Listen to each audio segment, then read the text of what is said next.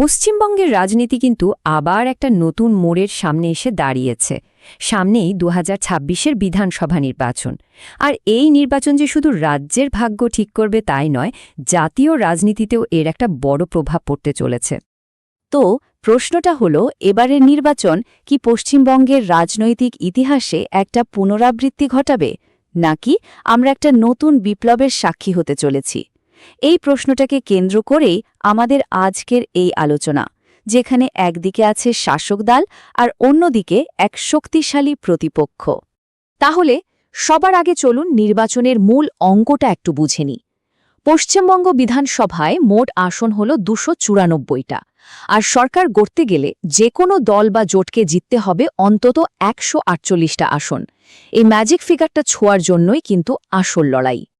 দেখুন, ভারতের নির্বাচন কমিশন কিন্তু অলরেডি ভোটের দিনক্ষণ ঘোষণা করে দিয়েছে।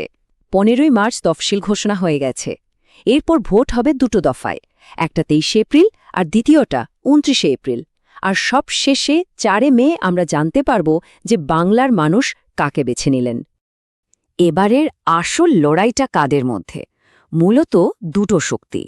একদিকে মমতা বন্দ্যোপাধ্যায়ের নেতৃত্বে শাসক দল তৃণমূল কংগ্রেস জোট, যারা গত নির্বাচনে একাই ২১৫টা আসন জিতেছিল, আর অন্যদিকে প্রধান চ্যালেঞ্জার হিসেবে উঠে এসেছে বিজেপি, যারা গতবার ৭৭টা আসন পেয়েছিল। কিন্তু কোন বিষয়গুলো এবারের নির্বাচনের ভাগ্য ঠিক করে দেবে? মানে কোন কোন ইস্যু নিয়ে আসল লড়াইটা হচ্ছে? চলুন সেদিকে একবার নজর দেওয়া যাক। এবারের নির্বাচনের অন্যতম একটা বড় আর বলা যায় সবচেয়ে বিতর্কিত বিষয় হল এই সংখ্যাটা। ভাবুন একবার, অক্টোবর ২০২৫ থেকে প্রায় ৯১ লক্ষ ভোটারের নাম ভোটার তালিকা থেকে বাদ দেওয়া হয়েছে। স্বাভাবিকভাবেই এটা নিয়ে রাজ্য রাজনীতিতে একটা বিরাট আলোড়ন তৈরি হয়েছে।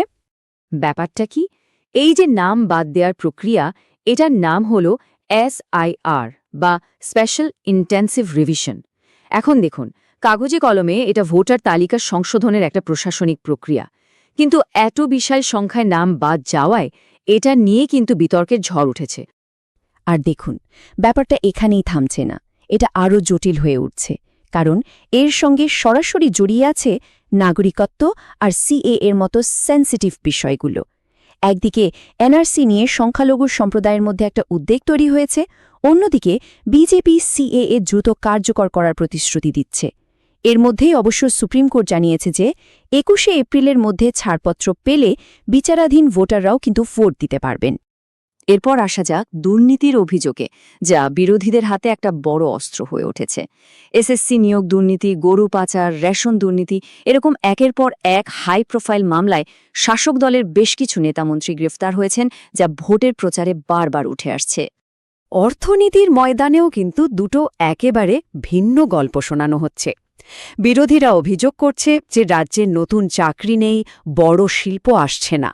অন্যদিকে বিজেপি প্রতিশ্রুতি দিচ্ছে যে তারা ক্ষমতায় এলে উত্তরবঙ্গে IIT এবং এইমসের মতো বড় প্রতিষ্ঠান তৈরি করবে।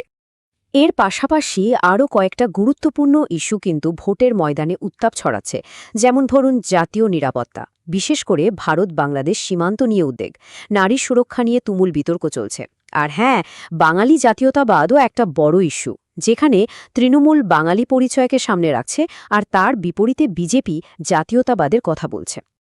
আচ্ছা, এত সব তো গেল ইস্যুর কথা, কিন্তু ওপিনিয়ন পোল কি বলছে? মানুষের মুডটা ঠিক কোন দিকে? চলুন দেখি। মার্চের শেষের দিকে ভোট ভাইবের একটা সমীক্ষা বলছে শাসক দল তৃণমূল কংগ্রেস জোট ১৮৪ থেকে ২০০ আসন পেয়ে বেশ কিছুটা এগিয়ে রয়েছে। কিন্তু খেলাটা এখানেই জমে উঠেছে, কারণ এর ঠিক পরে এপ্রিলের শুরুতে মেট্রিজ ABP নিউজের পোল একটা একেবারে অন্য ছবি দেখাচ্ছে। এখানে তৃণমূল আর বিজেপির লড়াইটা এতটাই হাড্ডাহাড্ডি যে একটা ত্রিশঙ্কু বিধানসভার সম্ভাবনাও কিন্তু উড়িয়ে দেওয়া যাচ্ছে না। তাহলে দেখুন, আলাদা আলাদা পোল যদি আমরা পাশাপাশি রাখি, একটা জিনিস কিন্তু পরিষ্কার, প্রায় সব সমীক্ষাতেই তৃণমূল জোট সামান্য হলেও এগিয়ে আছে, কিন্তু বিজেপির সঙ্গে তাদের ভোটের ব্যবধানটা খুবই কম, কোথাও মাত্র ২%, তো কোথাও ৪%। তাহলে সব মিলিয়ে মূল ছবিটা কি দাঁড়াচ্ছে? দাঁড়ালো যে প্রায় সব সমীক্ষাই বলছে শাসক দল হয়তো সামান্য এগিয়ে আছে, কিন্তু প্রধান বিরোধী দলও কিন্তু অনেকটাই জমি ফিরে পেয়েছে। এর মানে হলো ৪ঠা মে একটা রুদ্ধশ্বাস লড়াইয়ের জন্য আমাদের তৈরি থাকতে হবে। সব মিলিয়ে পশ্চিমবঙ্গের ভোটারদের সামনে তাহলে মূল প্রশ্নটা কি? এক কথায় বললে লড়াইটা হলো তৃণমূলের ১৫ বছরের শাসনের উপর আস্থা রাখা নাকি বিজেপির পরিবর্তনের ডাকে সাড়া দেওয়া।